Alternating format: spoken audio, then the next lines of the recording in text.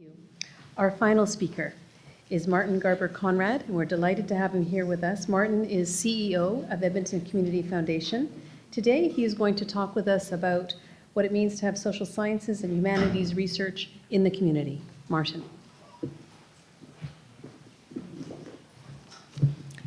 Thank you. It's always fun to hear the title of my talk, just before I do it. I'm not associate professor of anything, and the project that I'm going to tell you about is not my project. Nevertheless, what I want to share a few minutes with you about is the Evaluation Capacity Network project. And if I'd known I was going to sit next to Shirk, I would have at least remembered what the proper title of the Shirk grant for it is, but I didn't. So anyway, I'm not exactly outside this project, but I'm certainly not in it. I'm sort of side of it. But so let me give you a couple of perspectives looking at a Shirk project from the community side. I believe there are a couple of significant ways in which this initiative, which we call ECN for short, is and will be useful to the community, especially, we hope, to the early child development community. The first way is primarily technical. There is a real commitment to not only increase awareness and knowledge of good evaluation practices, and to connect community agencies with folks who have sufficient expertise to do good quality program evaluations with them, but over time to increase the capacity of the community organizations to conduct their own evaluations, or at the very least to become more knowledgeable consumers of external evaluation, so that when these things happen to them, with them, of course, the evaluations can be of more use to the organization, to the ECD field, and therefore perhaps of more benefit to the families and communities the organizations serve. The second perspective or lens on this project is genealogical. It has to do with the parents of the Evaluation Capacity Network.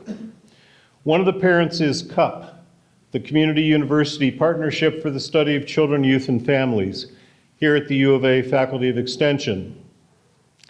It is one of those challenging family situations you hear about: lone parent, teen mother, etc. In fact, you even sometimes hear people say, that CUP is a mother. Actually, CUP is not that young anymore, and this isn't the first child.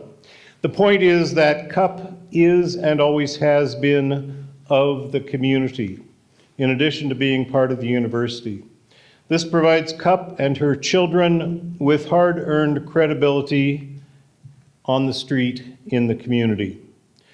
When CUP launches something like the Evaluation Capacity Network, it is seen as, and really is, also part of the community. In fact, the crying need for more and better program evaluation and for the capacity to engage in same was integral to the very beginnings of CUP almost 2 decades ago. Contrary to what some may think, including me a good part of the time, evaluation is not only imposed on reluctant organizations from outside, usually by governments and other funders. Nor are most agencies mainly interested in evaluation to justify what they have always been doing. So give us more money and just leave us alone. The primary desire for evaluation in the community is to improve practice. And the community has been asking for years for help in doing that, for people who can conduct appropriate, respectful, and cost-effective program evaluations, and for opportunities to learn how to do it better themselves. Community organizations have also been asking for the resources to do this, rather than just the demand for evaluation with no resources attached. One hopes that the existence of a formal evaluation capacity network might help the powers that be understand why this would be a good idea and could in fact better meet some of their own needs as well. So we've got performance and parentage and perhaps even advocacy. There may also be an ontological element. The act of calling this network into being implies, perhaps even requires, that capacity already exists, not only among the experts, but within the community, agencies, programs, communities of interest, neighborhoods, consultants, practitioners, frontline staff, managers, as well as academics and social science researchers. So I would submit the appropriate active verbs are discover, nurture, encourage, grow it.